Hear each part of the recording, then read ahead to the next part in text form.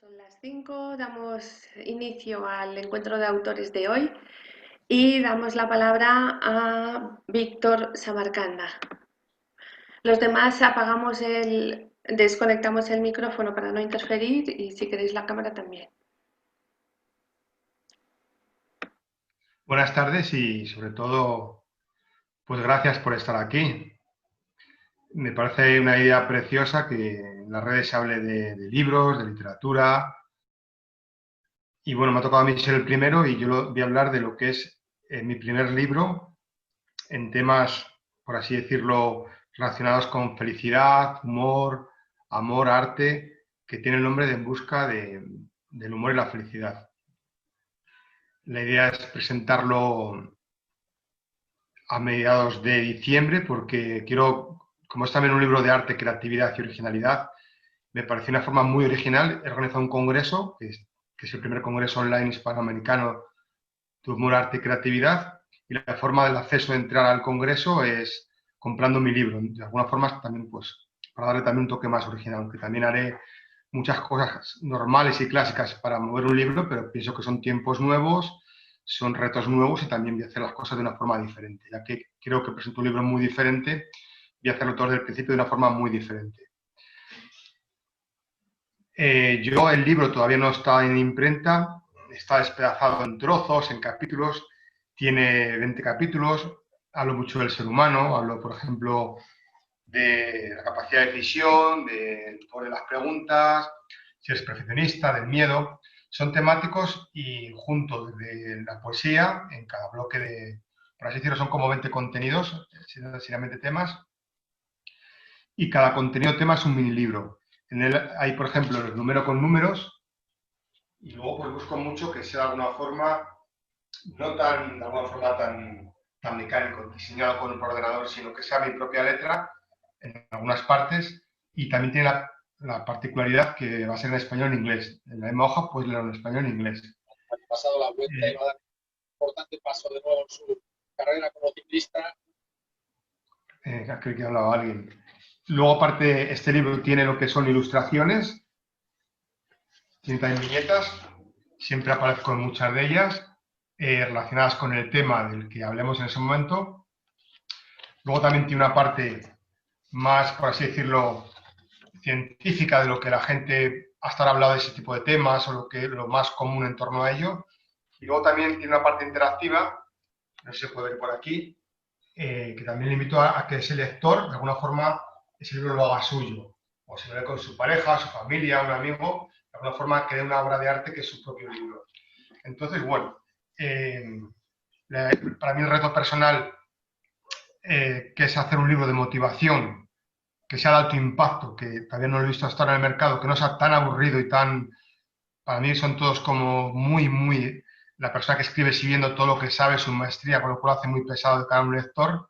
Y yo busco de alguna forma que pueda verlo un niño, que ese niño pueda verlo con más tiempo, que pueda hacer el libro, pueda trabajarlo con su familia, o simplemente si la persona adulta tiene ese libro, ser capaz de hacer el reto de rellenarlo, de ser capaz de hacer su diario como personal de las cosas que le planteo, cómo lo desarrollaría él, cómo se defendería él, o realmente cuál es su punto de vista. Entonces, algo también que parece muy original en este libro, también va a tener una pluma, que va a ser como la pluma de la felicidad, que es una pluma literal, tendrá algún color determinado, y uno de los eslóganes que nos estamos planteando es decir que no se olvide la gente que todavía tiene alas.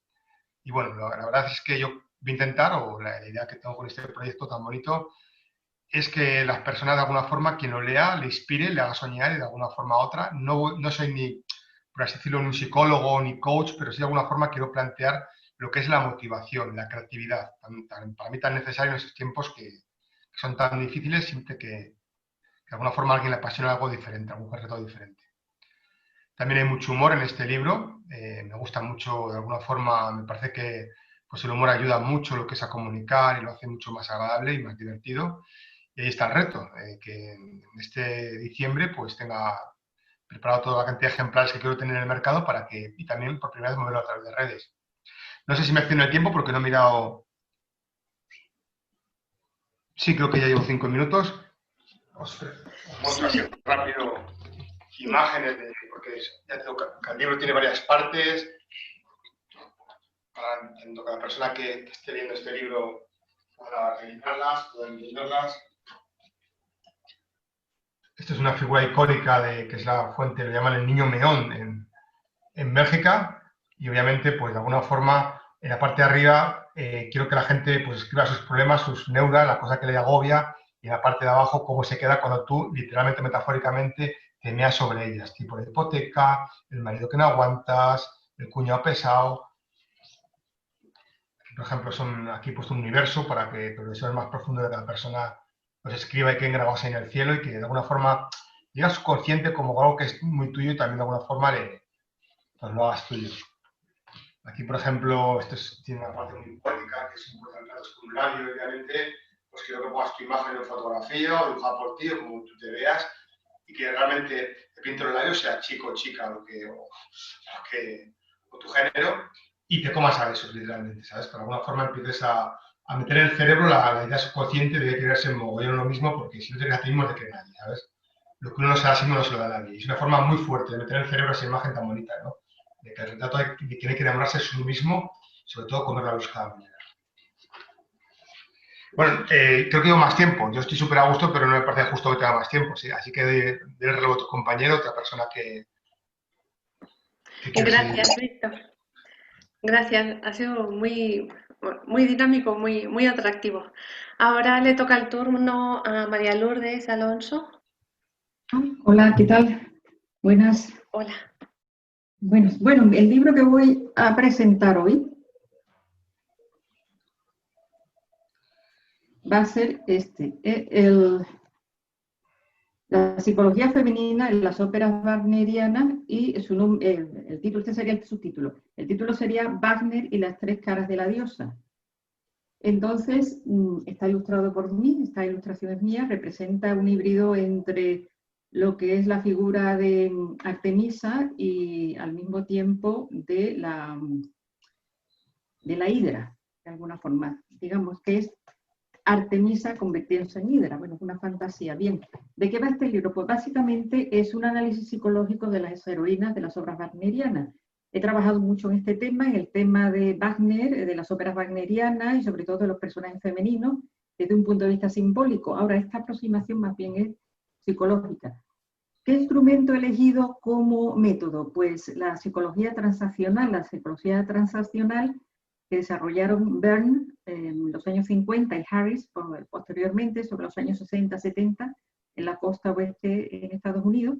Y básicamente se trata, dicen que es una derivación del psicoanálisis freudiano, no sé hasta qué punto hay de psicoanálisis, pero fundamentalmente sirve para analizar el yo a través de las transacciones o comportamientos del individuo.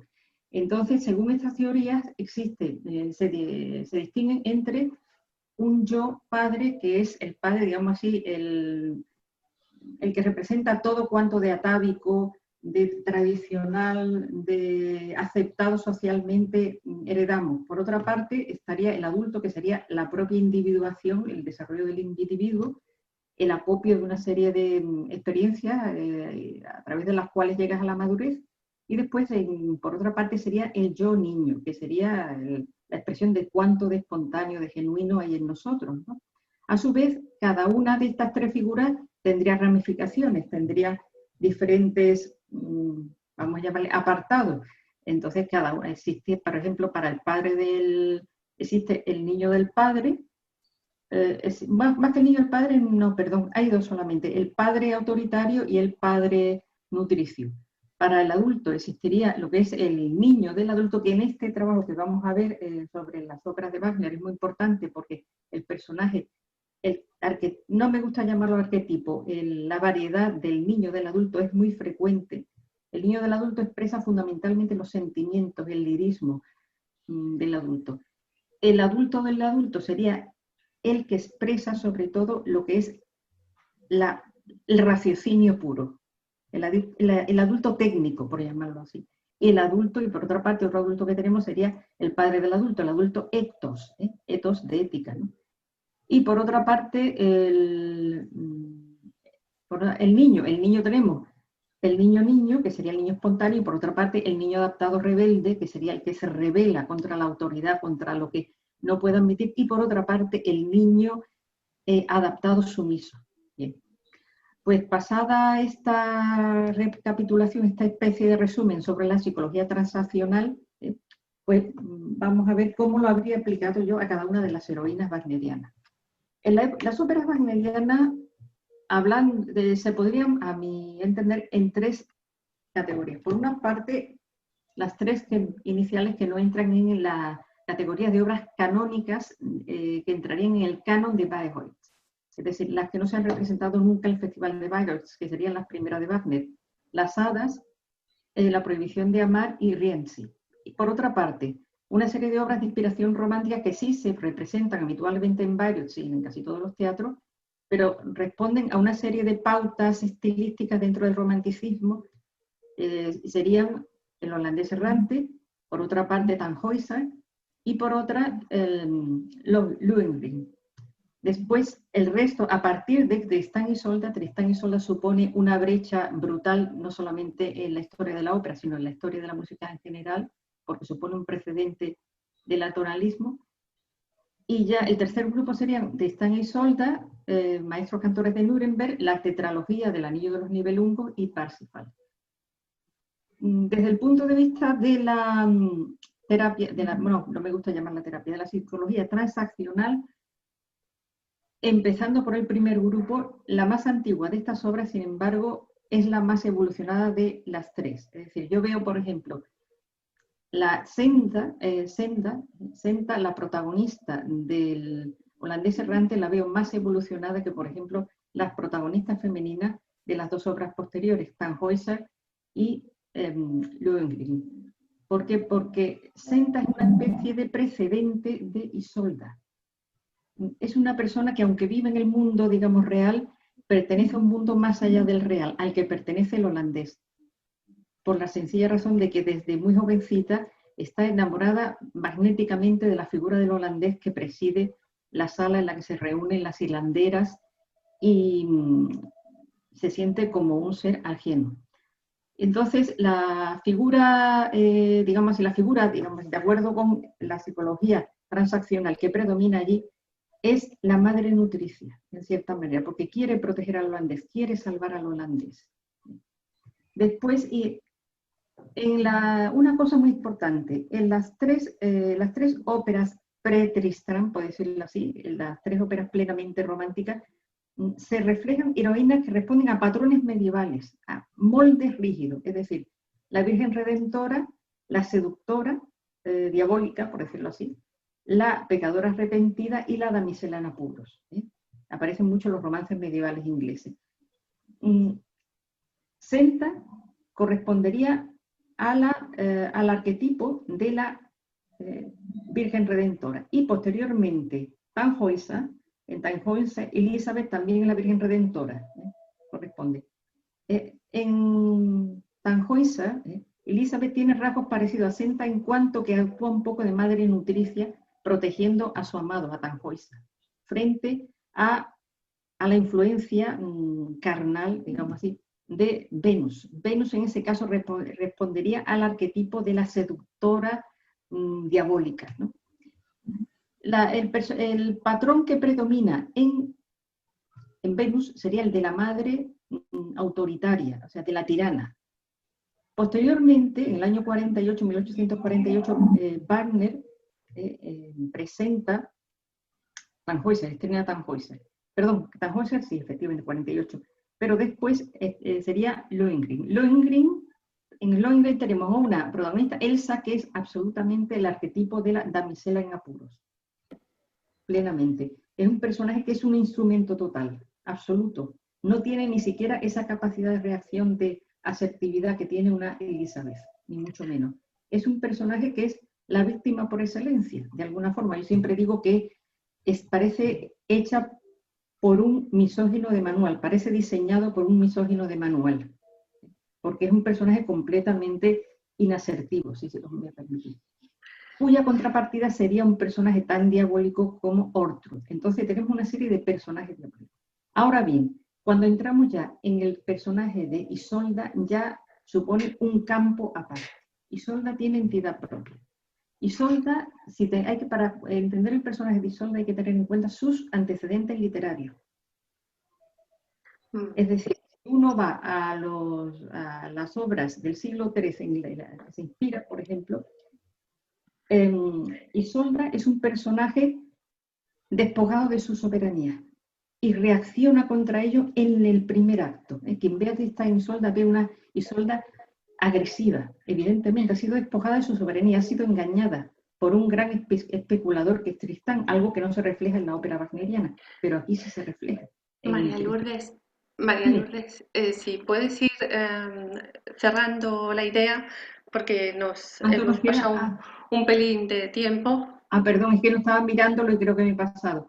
Bueno, pues simplemente lo único que quiero terminar es con los personajes del Anillo del Rin, que fundamentalmente aquí destaca sobre todo el personaje de la Valquiria. La Valquiria, que sería un personaje que reacciona también contra su sumisión a su padre, a Wotan, y se convierte de alguna forma en adulta gracias a que quiere salvar a su hermano, a Sigmund. Entonces, vemos un desarrollo hacia la adultez y ya para terminar, pues precisamente el personaje más importante de todos, a mi entender, sería el de Kundry de Parsifal. Parsifal, o sea, el Kundry sería la negación de lo que es lo femenino en sus antecedentes, los antecedentes literarios medievales de Parsifal. Es decir, Kundry está ajena, es un personaje ajeno al mundo, pierde por completo su identidad, porque es la única mujer en un mundo masculino que el del Grial, todo lo contrario de sus antecedentes literarios. No sé, claro, es algo para hablar muchísimo más, porque es muy denso, pero bueno. Sí, la verdad que tiene un contenido muy, muy denso. Muy denso, Sí. que intentas correr y reducir, pero te quedas corto. Sí, la verdad que sí. Perdón, Pero bueno, luego estará el tiempo de preguntas donde podemos desarrollar un poco más. Ahora damos paso a María José Funes para que nos explique su libro. Sí, buenas tardes. Mi idea inicial era haber presentado antes Materia de Cambio, que es un libro de poesía, por la razón de que quería poner de relieve la evolución que estoy siguiendo. Cuando era pequeña escribía y pintaba por separado. Y en resumidas cuentas, a lo largo de la evolución, de seguir publicando, seguir escribiendo, seguir cultivando la poesía, he desembocado en tratar de integrar las dos cosas. Bien, no es ninguna novedad, mucha gente lo hace y hay poesía visual, hay novela gráfica, hay álbum ilustrado, y yo quiero romper una lanza por esos géneros, porque a menudo lo relacionamos con, sobre todo la poesía gráfica o el cómic, con el humor, y no necesariamente debe ir asociado al humor. Bien, como la poesía se ahoga en un charco y emerge en el gran océano, pues voy a pasar directamente a hablar de este álbum ilustrado que no necesariamente está dedicado a niños y que era una idea que yo venía largamente acariciando desde un congreso que se hizo sobre acuarela del Guadalquivir. Y aproveché precisamente el que un navegante quiso hacer la hazaña de recorrer el Guadalquivir desde el nacimiento a la desembocadura, y poco a poco fui reuniendo las imágenes que me iba sugiriendo esa travesía. Lo hacía con Padle Sur, como veremos en algunos de las acuarelas, y no como podría imaginarse con un barco, porque el Guadalquivir es navegable, sino descendiendo desde la inicial situación de buscar el nacimiento de este río como si fuera la fuente del Nilo, que no es tan fácil de encontrar. Luego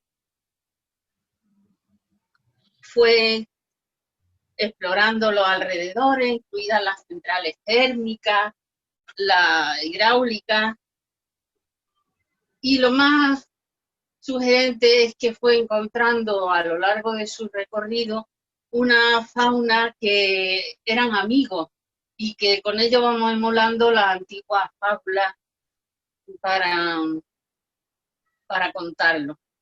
Ahí, por ejemplo, el texto diría, no he querido poner los textos aún porque no está maquetado, luego si da tiempo veremos cómo se hace una maqueta ya con el texto. Pero algún secreto había que guardar.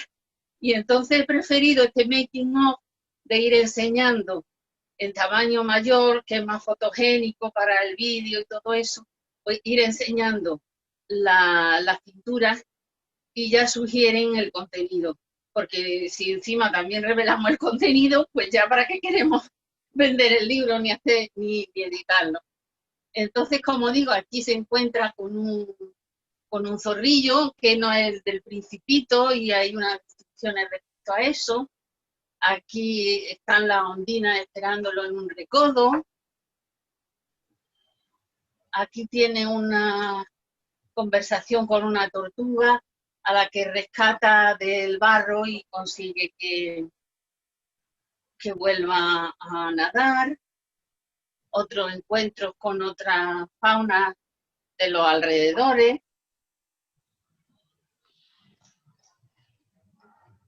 Y con un pájaro que se presta mucho también al diálogo. Aquí al fin vaya soñando con el mar y con agua abierta donde ya no haya el cauce del río. Aquí por fin desemboca en un lugar insospechado que sería muy difícil imaginar al comienzo del relato y le da una sorpresa al fin. Aquí ya hay otras que abundan también en la flora y en la fauna, como es este jabalí con sus crías. Bueno, respecto a cómo bueno, supongo que el difundir un tipo de libro así no se hace lo mismo porque la poesía es fácil con algún recital, con algo, pero el compaginar la ilustración y la leyenda que lleva hace que mostrarlo sin ser una maqueta se haga difícil. Pero yo espero que hayáis hecho una idea. Quizá enseñando esto, que es otro cuento que hace tiempo o algo, se pueda ver cómo quedan ya maquetados con su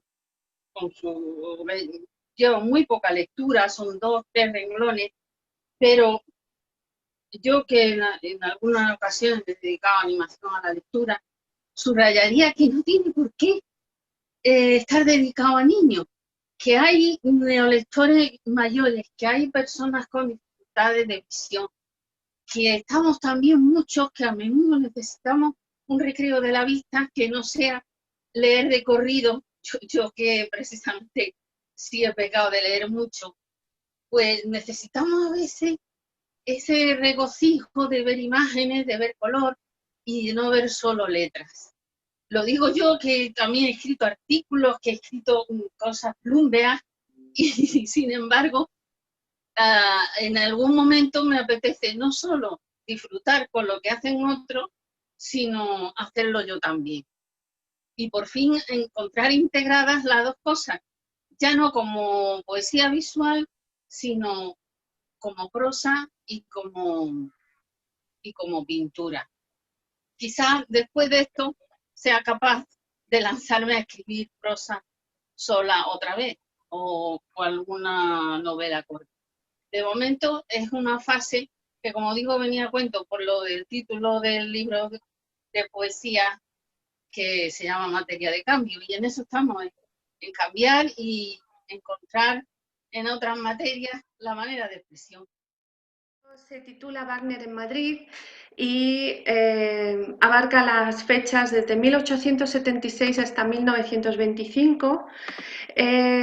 Trata de cómo se recibe la música de Wagner en Madrid y en concreto en el Teatro Real, que es la foto que tenéis de fondo al lado de Wagner. Para este libro, vaya, me ha sacado de la presentación. Pues lo saco, no quiero... Ya está. Vale, abarca estas fechas porque en 1876 se estrena la primera obra de Wagner en el Teatro Real, que es Rienzi, y en 1925 se cierra el Teatro Real por deterioro del edificio. Existe la creencia de que debajo de los teatros de ópera es bueno que o bien haya un río o un lago.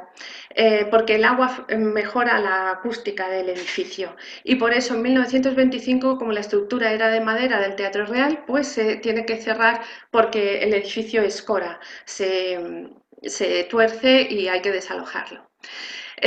¿Cómo surge la idea de este libro? Pues leyendo sobre la historia del Teatro Real, descubro que el único compositor que hay en esas 75 temporadas en el Teatro Real desde 1876 hasta 1925 que consigue igualar en número de puestas en escena a la ópera italiana, que era la ópera por excelencia, es Wagner.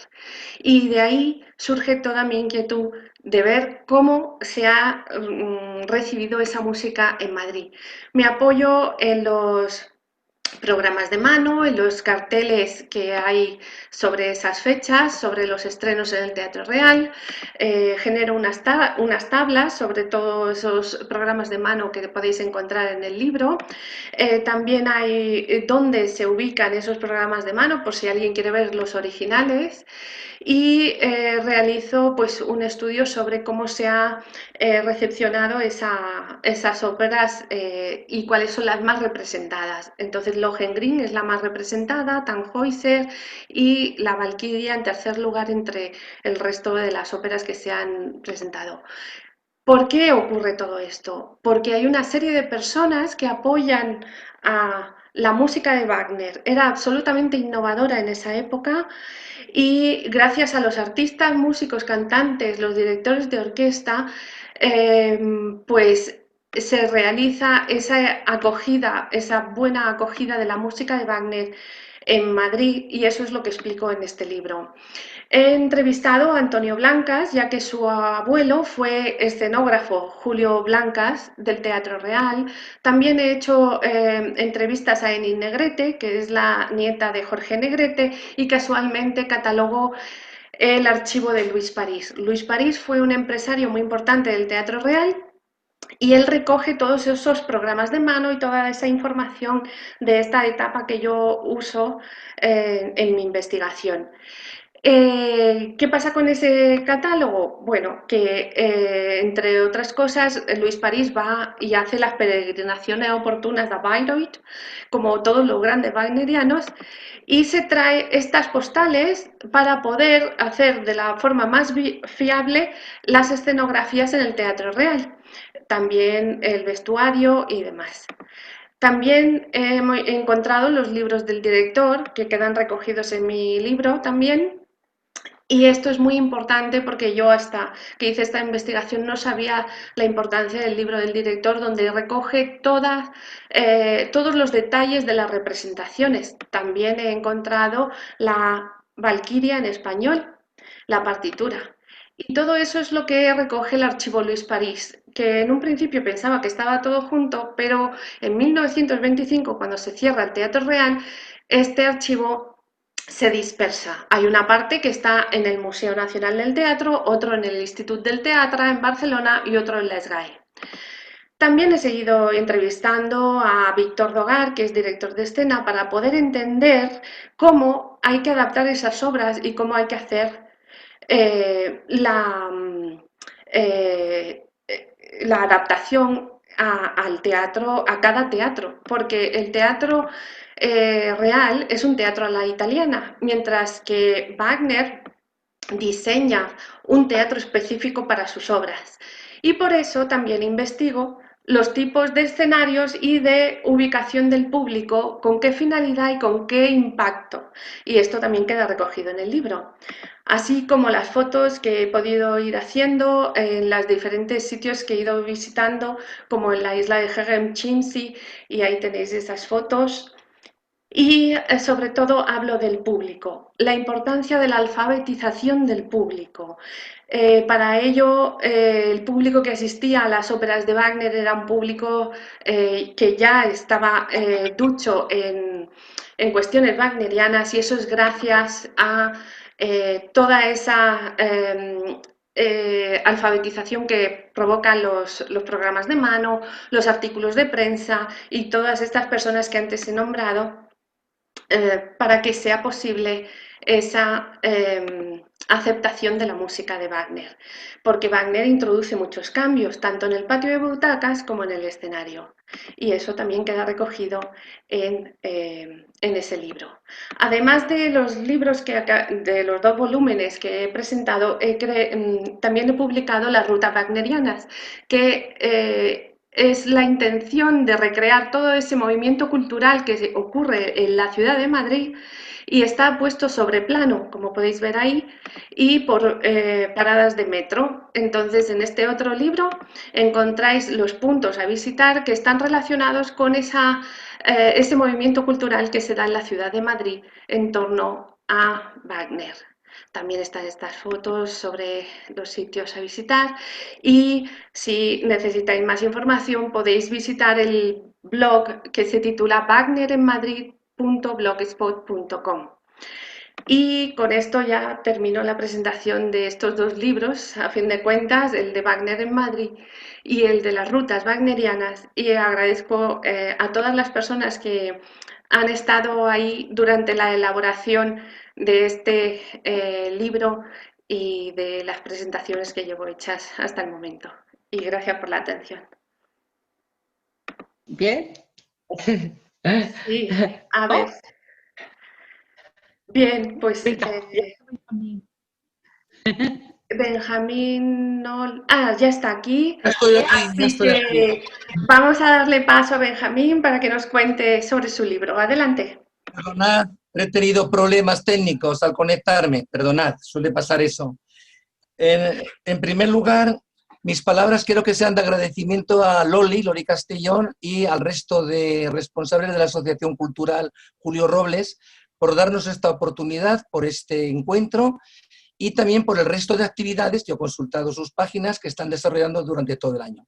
Felicitación también, quizá este problema técnico, por me ha dado oportunidad de decirlo, a los autores por vuestras obras que he podido oír y ver, y también al público que nos está viendo en este momento. Soy el autor de una novela, Operación Telaraña Verde, el arma secreta republicana que a punto estuvo de cambiar el desenlace de la Guerra Civil Española. En este título pues se recoge gran parte de la obra. Yo he leído mucho sobre la obra, sobre la Guerra Civil, se han publicado muchísimos libros, pero no es porque sea mi novela, pero el tratamiento que yo he tenido de la Guerra Civil con esta obra, pues sinceramente yo no lo he visto hasta la fecha. Entonces, objetivos, pues objetivos tengo muchos, por el tiempo voy a decir pues muy poquitos. Además de entretener a los lectores, que yo creo que es la responsabilidad principal de un autor, pues yo me he fijado otros 2 objetivos. Yo soy de pueblo, soy conquense, y soy un defensor del mundo rural, los pequeños pueblos. Y me da mucha pena que se vayan desangrando poco a poco, al mismo tiempo que las ciudades se van masificando. Entonces, con mi novela pretendo contribuir con un pequeñito grano de arena a la promoción turística de una zona preciosa de Cuenca. Bueno, toda España es preciosa, es decirlo, pero en este caso, Cuenca tiene un enclave que se llama Moya, la fortaleza de Moya y sus pueblos de alrededor, que son una maravilla, y es un conjunto arquitectónico por de los poquitos que hay en España y que todavía no es conocido. Otro objetivo que me he planteado en el libro es que tenemos que darnos la oportunidad a los españoles de escucharnos. Muchas veces de huir de los estereotipos. Muchas veces adoptamos un juicio de valor hacia una persona erróneo y luego estamos equivocados. Pues yo quiero transmitir que hay que darnos esa segunda oportunidad, contar hasta 100 y darnos la oportunidad. ¿A quién me ha dirigida mi obra? Pues a todos los lectores, a los jóvenes para que conozcan cómo era la vida rural en una aldea conquense en la segunda mitad del siglo XX. Y a las personas mayores, pues para que recuerden sus raíces, que desde luego les hace mucha ilusión. Las personas que han leído mi obra, pues les ha hecho mucha ilusión. Voy a centrarme ya en el argumento. Operación Telaraña Verde es un diálogo entre un joven de 14 años, que soy yo, ¿ven?, y un señor mayor de 64 años que fue un alto cargo republicano. Fue codirector del proyecto Telaraña Verde, que consistía en acortar considerablemente el ciclo vegetativo de los vegetales.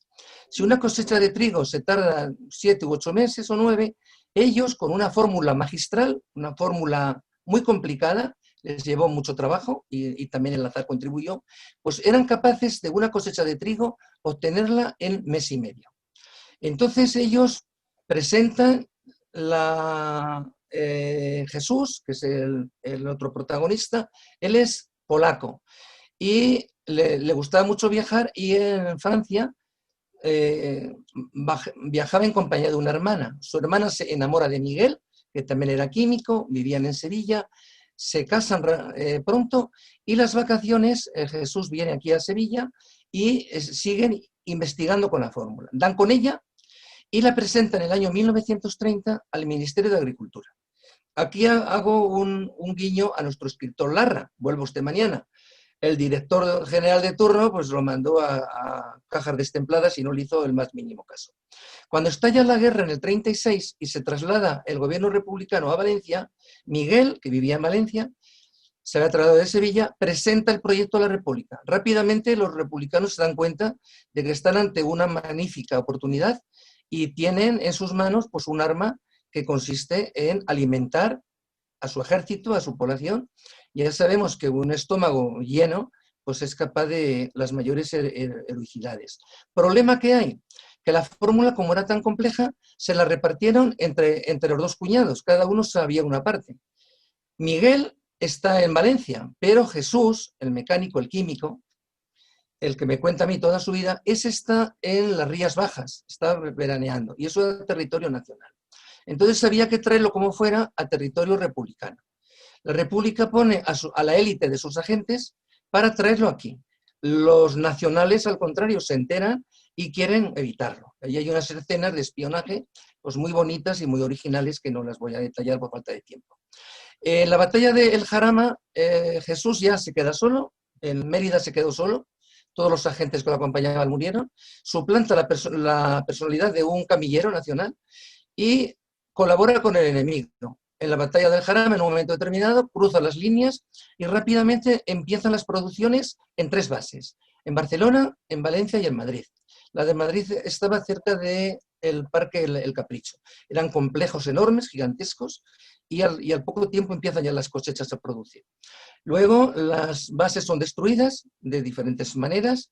Jesús se traslada a Valencia porque su cuñado muere en el ataque de la base madrileña, a contarle a su hermana pues lo sucedido. Y ahí está con ella, ya termina ahora mismo, hasta que finaliza la guerra. Cuando finaliza la guerra, él ve su vida en peligro porque fue un alto cargo republicano, entonces se mete en el maquis y allí pasa unos cuantos años y ya pues ya no puedo ya contar más. Eso es un poquito, a lo mejor lo he hecho demasiado resumido, pero prefiero ir compensando el tiempo de los restantes autores. Muchas gracias, Benjamín. Ha sido estupendo. Pues ahora ya pasamos al turno de preguntas. ¿Hay alguien que quiera preguntar algo? Pues o levanta la mano o escribe en el chat la pregunta o vamos viendo. ¿Alguien quiere preguntar? ¿Algún autor? Os voy a poner así. Pues yo María quería... José. Y Ujú. quería saber algo más sobre los personajes femeninos de la ópera de Wagner. si podría explicar un poco la importancia que tienen en el libro. Esa pregunta es para María Lourdes, supongo. Claro, claro. Sí. Sí, bien, la importancia, efectivamente. Bien, bueno, la importancia dentro del estudio sería la importancia dentro de lo que es el análisis, dentro de del análisis transaccional, efectivamente. Entonces, depende a lo que te refieras, la importancia, hasta qué punto dentro de lo que es la narrativa, más que la narrativa, el desarrollo de la ópera, dentro de lo que es la acción de la ópera, o cómo. ¿Cómo sería? Sí, lo he dicho, dentro del desarrollo de la ópera, porque yo alguna vez he observado a los personajes y me llaman mucho la atención, son muy peculiares y creo que guardan alguna similitud entre las diversas obras. Sí. No lo sé, porque tampoco he hecho un estudio en profundidad. Sí, similitud, en cierta manera sí, se puede decir que tienen, porque tienen la base de muchos de ellos, tienen una base legendaria, claro, digamos así, rehecha por el propio Wagner, o sea, remodelada por el propio Wagner. Es decir, y sobre todo son personajes que tienen mucho de alegóricos y de arquetípicos en ese aspecto. Es decir, por ejemplo, como yo decía, lo que pasa es, claro, que no tuve suficiente tiempo para desarrollar el personaje de Kundry, la heroína, por llamarla así, de Parsifal. Kundry, efectivamente, representa lo femenino en Wagner, pero, como decía antes, todo lo contrario de lo que supone el personaje femenino en los antecedentes literarios de Parsifal, es decir, en el Parsifal, el Perceval de Christian de Troyes o el Parsifal de Wolfgang von Eschenbach. Entonces, en realidad, no podemos, un momento, el móvil lo tengo sonando y no lo tengo silenciado. Entonces, supone todo lo contrario. La Kundry de Wagner está completamente marginada.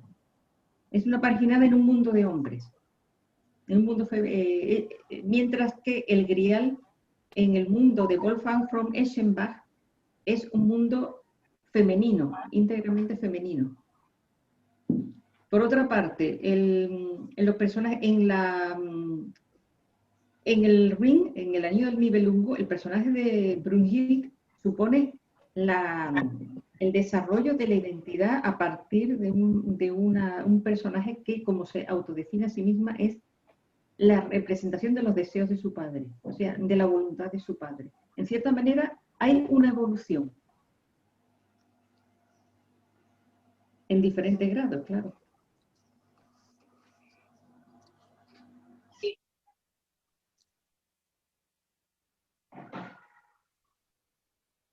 ¿Saben? Entonces, Sí. claro, es muy complejo. Básicamente, esa sería la línea común a todas ellas. Puedo preguntarle a Benjamín una cosita y ya está. Es una pregunta corta. Benjamín, ¿tu libro es verídico? O sea, ¿es exactamente, está basado en los hechos reales? Pues te contesto, mira, mi libro se desarrolla en dos planos temporales, años 30, 40, 60, 70, y es un diálogo entre ese señor y es que se me ha olvidado, claro, como suele ocurrir, todo lo que yo cuento es un diálogo. Jesús le cuenta su intensa vida en la República y eso, claro, es todo Sí. menos el capítulo del Maquis, que eso sí está reflejado en testimonios orales, escuchados por mí, y oídos contar pues, a la Guardia Civil, a mis padres, a personas mayores, y todo lo que le cuento yo, todo lo que yo le cuento, todo lo que cuenta Ben, eso todo es real. Son pues chascarrillos, anécdotas, dimes y diretes de la aldea. Eso es real todo. Sí. Parece que no tenemos tiempo. No Claro tenemos que mucho sí. tiempo. Te agradezco tu pregunta Venga. porque me ha permitido este olvido que se me había olvidado. Yo te lo agradezco mucho. Tiene 50% mentira y 50% base real, sí. Muchas gracias. Muy bien, gracias. Muy interesante, sí.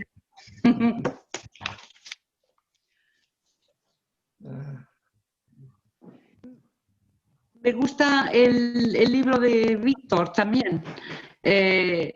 porque utiliza dice que va a poner la letra en español y en inglés y es interactivo y eso me parece interesante. Pero ¿cómo se titula tu libro, Víctor? En busca del humor de la felicidad.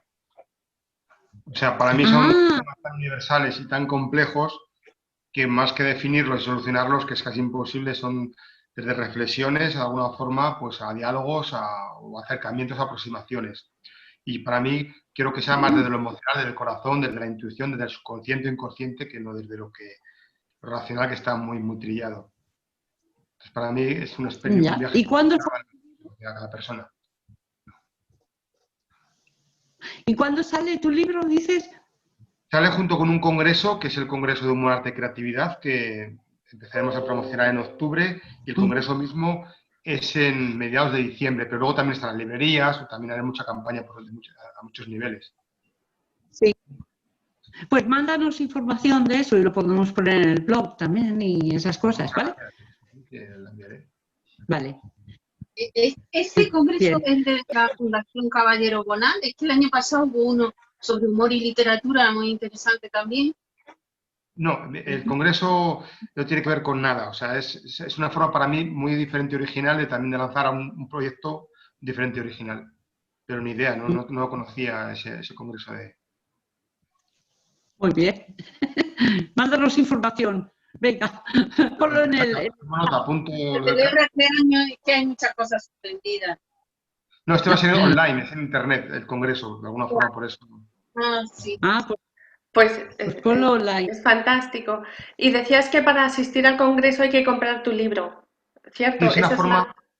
¿Sabes qué pasa? Yo, por ejemplo, me he especializado, todo el mundo, con respeto, se especializa en su parte artística, en el contenido, toda la parte que está muy bien, pero al final, si no hay un lector que lo compre, lo hagas llegar, no vale para nada. Tú puedes ser el mejor actor del mundo, que vives en Andorra o La Coruña, que Almodóvar, como no sepa que existe, da lo mismo. Tu nivel de interpretación, tu nivel de formación, tu arte. Yo me parece hiperfundamental que el libro tenga un precio, se venda y se venda bien y llegue. Por eso para mí también he incidido muchísimo en también poner esa literatura, imaginación y arte en la venta del libro, que el libro llega a la gente. Por eso crea un congreso en torno, no al libro, simplemente quien quiera ver un supercongreso, que va a tener a 30 leones muy buenos, entrevistándolos cada uno media hora, también tiene que comprar el libro. Estupendo. Es una forma también de un tema tabú como el dinero, venta, que parece como que es muy sucio, al final es la clave de todo. Entonces yo quiero limpiar ese tipo de... No, lleva mucha razón. Y más los libros que llevan algún aditamento extra, como las ilustraciones o algo así, suelen ser más caros y también suelen ser más difíciles de apreciar. Claro, yo a la persona que compra un libro le doy un congreso de 30 y pico ponentes especializados en esos temas, en humor, arte y creatividad, con lo cual es una forma de darle mucho valor al congreso y también sobre todo al libro, ¿sabes? Decir, bueno, usted compra algo, pero también se lleva muchísimo valor añadido. Aparte que el libro... Sí, lo que pasa es que hay editoriales que casi te piden que les den las gracias por publicarte. Sí, ¿sabes qué pasa? Yo si me dejo y escucho, y hace una grosería, ¿sabes? Me quito un riñón, se lo doy a Planeta o a quien sea. Vamos a ver, yo creo que uno es escritor, quiere comunicar y escribe por el puro placer de escribir y querer comunicar. Yo creo que Planeta no estaba en el siglo XV ni en el siglo XII, ¿sabes? Ni con un monje. O sea, simplemente eso es la parte de negocio, la parte... Espero que esto no quede aquí, no se difunda. Pero yo no creo que ningún escritor quiera ser escritor por ver un sello famoso en su libro, sino por lo que tiene dentro, que quiere a otra persona y quiere comunicarle, quiere conmocionarlo, quiere darle, emocionarle. ¿Qué más da que sea el Planeta o si es Barral? A mí eso me da igual. Me parece, o sea, a ver si me entiendes, o sea, totalmente los menos literarios, los menos... Bueno, son como para así decirlo los grandes gigantes. O sin derecho apreciable, hoy día que tenemos las redes para expresarnos, la verdad es que es un poco absurdo, ¿no? Yo personalmente... Lo he hecho una clienta mía hoy, esta mañana. Yo llevo 20 y pico mil libros vendidos y no, entre Salmo que Zamora y no estoy en ninguna editorial grande, ni he entrado por ese tipo de canales, a ver si me entiendes, ni sigo, voy a contracorriente. Me hace ser más libre, más independiente y hacer lo que me da la gana y súper feliz. Porque... ¿Alguna pregunta más? ¿No hay más preguntas? que decirlo. Gracias por participar. Me ha encantado vuestras opiniones y el contenido de los libros también. Y espero que nos podamos ver otra vez en otra cosa como esta, para seguir hablando de nuestros libros. ¿Vale? Habrá tiempo. Hasta pronto. Dios. Gracias por todo. Un abrazo. Gracias. Un abrazo. Hasta luego. Adiós. Adiós. Adiós.